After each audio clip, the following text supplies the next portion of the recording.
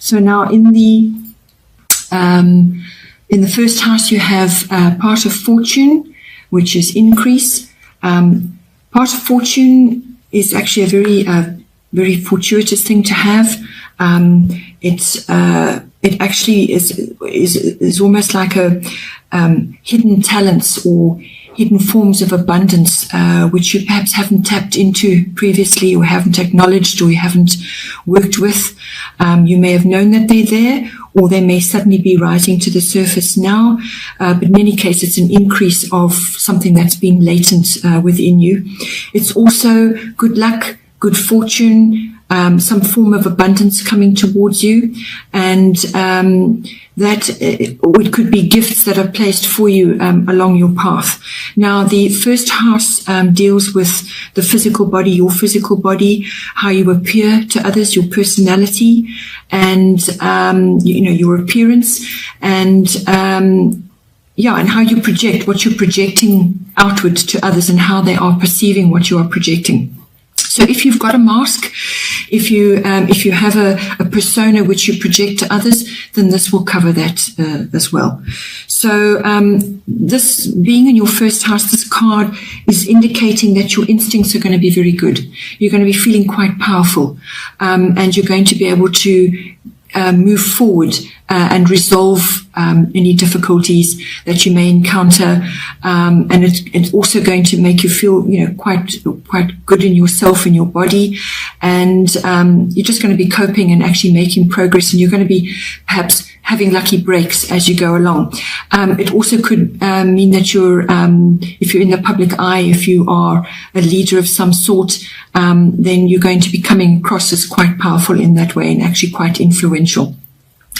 Bear this in mind. We'll return to this later, because this is going to come in to aspects which are currently indicated in your seventh house of relationships. So we'll come back to that. Then in your second house, you have Libra, I balance. And Libra is generally the sign of relationships and love and so on. And it's appearing in your second house, which is to do with your income, your money that's coming in, your values, and your self-worth, and property, real estate, the environment. And so with Libra appearing in there, obviously it's bringing in for you to achieve balance. So you're going to be asked to achieve balance in any one of those areas, or you could be bringing balance into any one of those areas. So if it's your money that's coming in, Libra does also quite like beautiful things. So you may be wanting to purchase beautiful things, or you may be looking at beautiful things and enjoying those. But when it comes to your finances, just make sure that you're balanced and that you are actually making headway to look at everything and to actually come to a happy place for yourself where you feel that you've got things covered. And if it's to do with your values, again, find balance in that. And if it's to do with self-worth, you may be requiring to exercise a fair bit of self-love. Everybody has to do that. We all have to do it. It's one of the hardest things to actually do, to show yourself love at all times, because from that, everything else flourishes. If you can't show yourself love, then you can't share love with others. So this is actually really important for you at this time, taking into consideration other factors which are going on in your chart.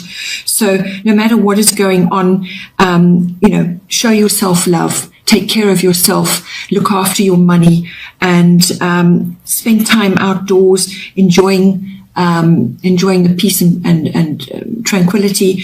But also when it comes to dealing with other people, to do over your money and your income, and perhaps your ownership of property and real estate and so on.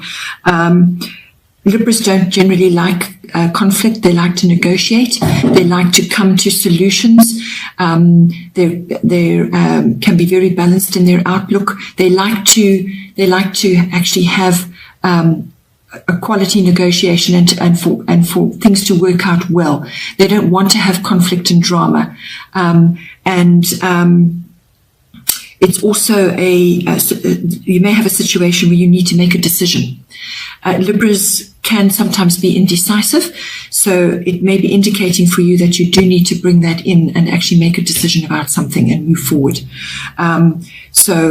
These are all the elements of Libra. It's a very compassionate sign, a very balanced sign, and so bring those elements into everything that you're working on in that particular house. Then in the third house you have Leo, I will. And so this is a fire sign, and it's all about creativity, about spontaneity, and this is falling into your house of communication. So this is all types of communication, whether it's verbal, or body language, written, everything you say and everything you're projecting outwards is a form of communication. It's also to do with contracts. So if you are dealing with contracts of any kind, then just bring as much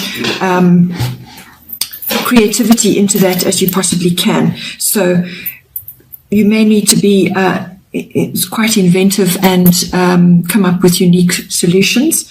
It's also to do with what you're projecting outwards to others. And so you may just need to tap into your heart and communicate from your heart. And if this is to do with people in your close relationships, you may need to be a bit more creative and more spontaneous and bring more warmth into what you're saying. So don't be cutting and don't go off the deep end and create drama, unnecessary drama. Harness a more creative solution when it comes to your communication, and bring more warmth in and a bit more joy and spontaneity in there. It's a fire sign, so it's warmth. You need to bring that in, and you need to just lift things up a little bit. Taking into consideration other factors in your chart, you may be feeling a little bit restricted in certain other areas, and so you may need to just harness those abilities and bring those in. Then in your fourth house, you have Mars, it's a forceful sign, it's a fiery sign, it's a get things done, planet, and Mars is the god of war. So now, in your fourth house, this is the house of home, and it is the house of your roots and your foundation, which is put together by your ancestral heritage and also your ethnic identity. So when it comes to harnessing the best of Mars, you need to take action. You need to take action on some aspect that's coming up for you in your home or to do with your family and your foundation that you've created for yourself.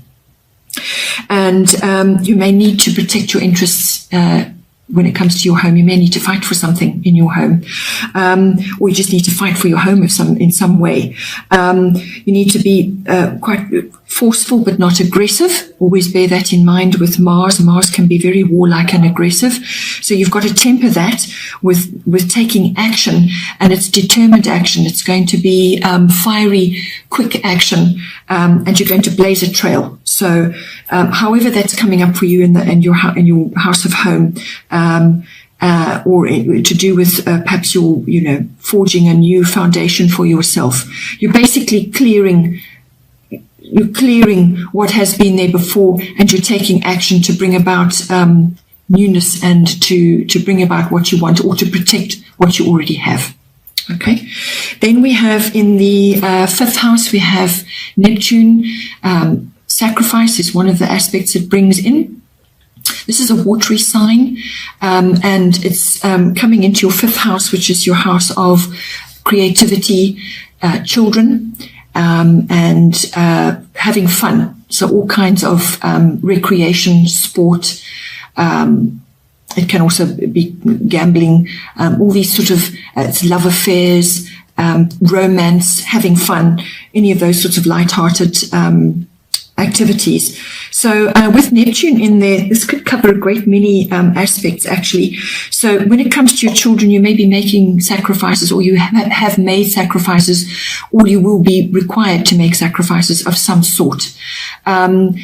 It's also maybe that your children are going through a phase of a bit of confusion, a bit of uncertainty about they're not quite sure what's going on, because Neptune can bring in, it has two sides to it. It has the beautiful, imaginative connection to the divine, very spiritual quality about it. Wonderfully spiritual connection.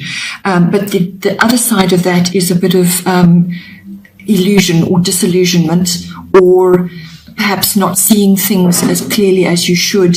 Perhaps it's just a period that will pass where you're just feeling a little bit confused. And Neptune is also can bring about feelings of escape. So you may be wanting to escape into fun activities, or into a love affair, to escape other issues that are going on. And you're just wanting to just retreat and enjoy light-hearted, fun activities, sports, some sort of distraction.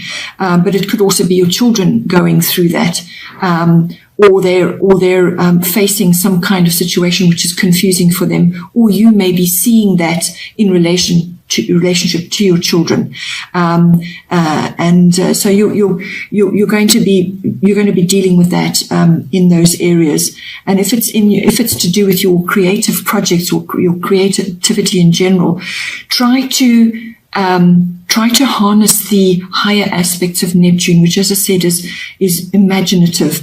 It's beautiful, and its connections to the divine. It's a very illuminating planet to have. It's a planet of enlightenment as well, in connection with the spirit world, and your spirituality and the divine. So if you are working on various creative projects, you're being asked to tap into that aspect and ground that, bring that down.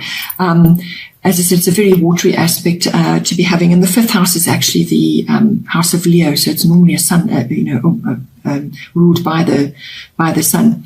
So it's a kind of, you may just be feeling a little bit confused or a little bit unsure about something that's coming up for you in the fifth house. But endeavor always to aim for the more positive aspects of it. And if it comes to having fun, get out. Maybe you need to get out on the water. Maybe you need to be next to water, or enjoy boating, or some kind of fun activity which involves water of some sort. Then in your sixth house, you have Capricorn IUs. And so your sixth house is all to do with, it's basically the house of work. It's the house of your mastery of your craft, your workplace, your work colleagues, and your projects that you're working on. It's also the house of health and diet, and the house of pets. So you've got Capricorn appearing there. Capricorn is a very stable, earthy sign. It's ruled by Saturn, which is it's about hard work. Basically, you've got to put in time and effort, and you may not be seeing results immediately, because it's a slow-moving energy. It's not quick. It's not overnight. So you're going to be putting your building blocks in one at a time, and making a firm structure, or creating a structure, or a very good foundation.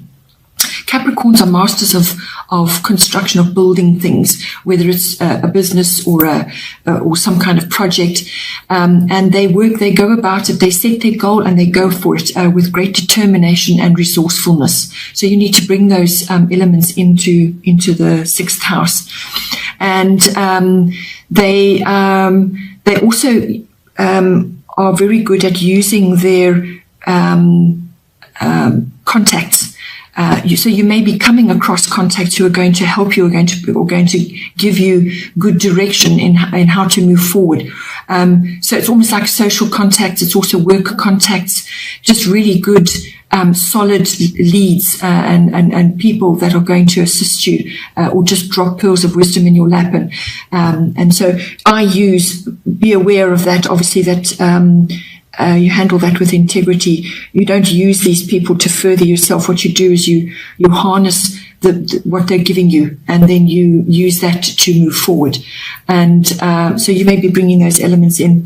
If it's to do with your health, if a health and diet is coming up, you may need to examine, have a good look at your skeletal structure and your possibly your tendons and your connective tissue are taking a bit of strain, or your skeletal structure. So it's things like visiting chiropractors, taking vitamin D and calcium, magnesium, all of those. And also it may also be dental issues coming in. So Saturn, which rules Capricorn, rules the strong structures of the body.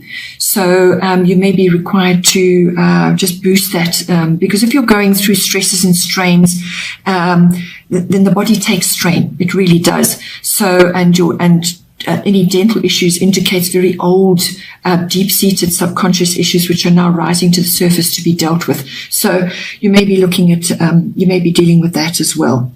Then in the seventh house, you have the Yod, which is a destiny card. In fact, you have fate and destiny in your first house, and you have it in your seventh house. Your first house is about you, and how you're moving forward in your life, or how you want to move forward in your life. And the seventh house is all to do with partnerships, your relationships, your close one-on-one relationships. So how you are in yourself affects how you are in a relationship. And you've got fate cards, destiny cards in both of those. Now, the Yod, the destiny card, this appearing in your seventh house is going to bring about some restriction and stress. It could be quite severe, or it could just be something that you have to deal with.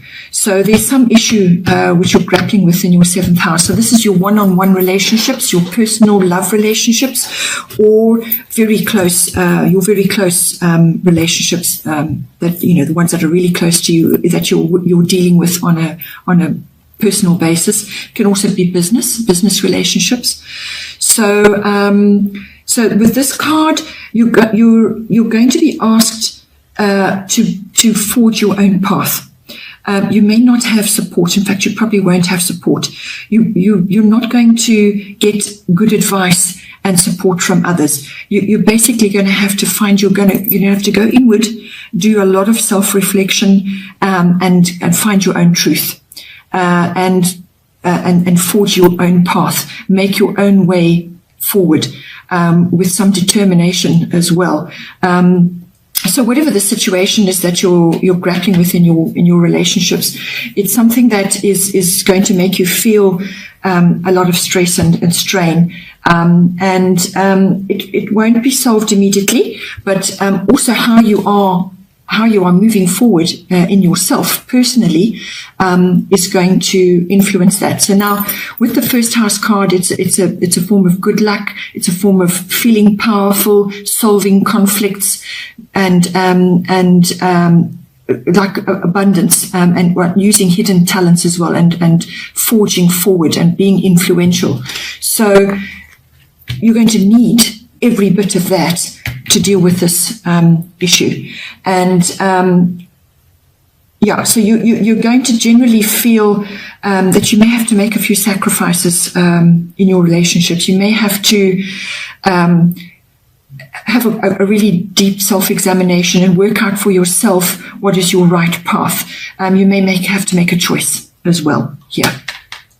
But I feel you're going to handle it really well, because you've got this sign in your first house, which is all about yourself. So how you are in yourself and how you're projecting outwards is going to influence the outcome of this situation. So after the self-examination and reflection, then I feel you will be able to move forward, and you'll be able to deal with these issues. You will have pulled out your truth. You will have pulled out what resonates for you, what feels right for you in this situation. And the way you communicate about it is going to be very important as well. This is, bringing in that warmth, bringing in that creativity and spontaneity, and then balancing your finances as well. You're going to be, you need to be feeling in a good place in order to deal with this issue which is coming up. Then moving on from that into the 8th house. This is the South Node. It's to do with the past and dealing with past debts, if it's past life, but it can also be just putting the past to bed. So now, this house is intimately connected with this house because it deals with resources between partners. It also deals with sex, death, and rebirth. So it's could be symbolic death and rebirth, or one door closing and another one opening. And it's also to do with big finance. So this is investments. This is to do with tax, inheritance, insurances, banking, accounting, other people's money. So if you are managing other people's money, if you're in a business and you're managing other people's money, if you're in a partnership and you're managing somebody else's money or other people's money, then how you have been operating is going to change quite dramatically, and you're going to have to move forward on a different path. You may lose certain things, but out of that will come better things. And if it's to do with a relationship, a personal one-on-one relationship, or a close personal relationship, there has been perhaps a death of some sort, and a new beginning is going to come out of that. But it's to do with putting the past behind you, closing the door on that. So reconciling yourself with the past, with past things that just didn't work for you. And if it's to do with perhaps it's at the end of a relationship and there's a divorce involved, or just the ending of a close personal relationship which was right for you at a period of time. Now it's no longer. You're now moving on from that, and it could also have been possibly the death of somebody, and now you're having to deal with the outcome of that, and it's all to do with the financial issues around that, but it's also to do with past life issues if you are into that. It's basically to move forward in your life. You have to, yes, reflect on the past, but you have to close the door on that and move forward and focus on the future.